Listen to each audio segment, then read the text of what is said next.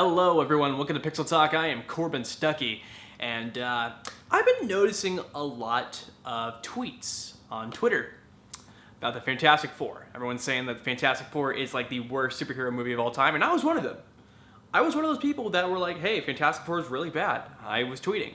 However, I haven't seen really any tweets whatsoever about this other movie called The Gift. So let me give you kind of like my rundown of like me seeing this movie. So I saw Fantastic Four Thursday night. I like to go to the midnight premiere so I can get reviews on movies like by Friday. And I just, after seeing the movie, I did not want to see another movie for a while. I thought I lost like faith in movies, and I just did not feel like seeing a movie for a while.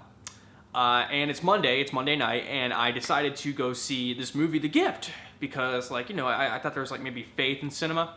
And I went to go see this movie, and it was a breath of fresh air. Oh my god, this was like a psychological joyride, and I absolutely enjoyed this film. It was so good. Absolutely loved it. If you guys have not seen The Gift, you should go see that movie, because that is what a thriller, a horror movie, a psychological movie should be like, is like The Gift. I will forever compare any psychological thriller that I see in the future to The Gift. It's one of those movies. I feel as though you should really go see it. The Gift stars Jason Bateman, Rebecca Hall, and Joel Edgerton. That's right, the guy from Zero Dark 30, the guy from Warriors, the guy from that reboot of The Thing, and he actually directed this movie. So the movie is basically about this married couple, Jason Bateman and Rebecca Hall.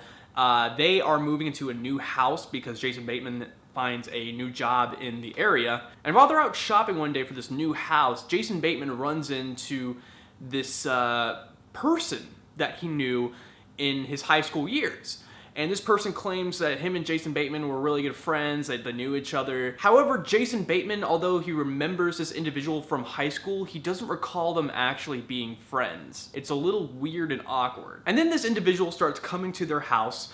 He's overly nice to them, especially to the wife. He's leaving gifts at the front door. He's having dinner with them. He's saying like really weird things, a little bit questionable, but all right things at the dinner table.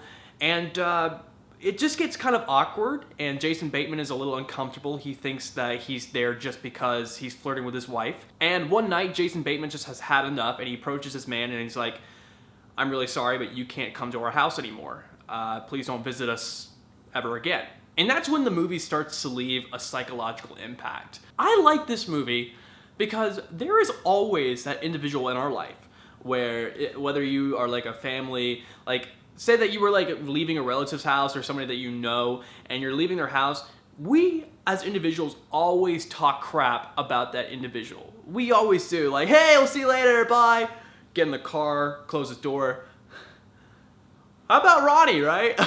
Like, that is in the movie. Like, you know, they're talking about this individual. They're talking about how, like, you know, he's really awkward. And the wife is just like, well, maybe he's just, like, really nice and just, like, you know, misunderstood. And I love how they put that in the movie. I thought that was so good. I thought that was really well done. I thought this movie was, like, very relatable at the same time. Because, like I said, there are, like, individuals in our lives that, like, we tend to talk a lot about behind their backs. And that was in play in the movie. And there are just some people in our lives that we just don't like for some reason. Like, we think they're awkward, we think you know, they do inappropriate things, and we have those people in our lives and we talk about them behind their backs, and that was in the play in the movie. I'm not saying that's a good thing to do, but like, you know, it's a fact. And that part of the movie was very relatable. Also, I gotta say that Jason Bateman, oh my god, dude, this is like one of his greatest movies ever. Jason Bateman is like known for like being in like comedy movies, like, you know, Horrible Bosses. He was in that show Arrested Development. He's just in a lot of like, you know, comedic movies.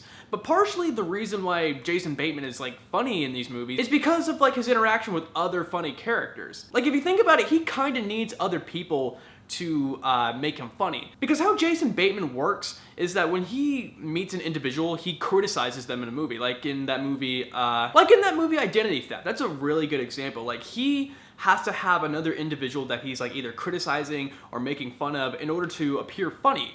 And since he's in this somewhat serious movie, like, he's not funny. I guess you could say that he's funny sometimes. He's kind of sarcastic. but he's rude to this one individual, and he comes off as being a douchebag. Whereas even though he's a very unlikable character, he does it really well. Like, that doesn't happen a lot, where we have like a comedic actor going into a serious movie and doing a really good job. Like, that rarely happens. Take Jim Carrey's Number 23, for example. Haha, screw you, Jim Carrey. And Rebecca Hall was actually like really, really good in this film too. Because like she's trying to kind of figure out what happened between these two people, her husband and this individual in high school. And it's just so interesting. You get so involved with this movie and you're just kind of like following the trail with her as to like, you know, trying to figure out like who Jason Bateman really is, like what he actually encountered with this person in high school. It's one of those movies where like it's very engaging. And I gotta say, this movie has like the this movie has like the biggest twist ever. I'm not gonna spoil it for you guys because I don't like doing that in reviews, but let's just say that this movie had such an incredible twist, and it's like a WTF moment. Like, I was going like, oh my god. Like, that's how serious it is. Like, I did not see it going that route. It was pretty messed up. Like, I absolutely did not see that coming. This is like one of those movies that I really want to talk about. I've talked to my friend Nick from Beyond the Small Screen. We're probably going to do a podcast soon where we're going to talk about the movie. If he's not available, I'll probably do a spoiler review. This is really like those movies that I really like want to talk about. It's really cool. I definitely would recommend this to anybody who is like seeing a movie this week. Don't go see Fantastic Four. Go see The Gift. It's an amazing joyride. Such a great psychological thriller. This movie blew me away.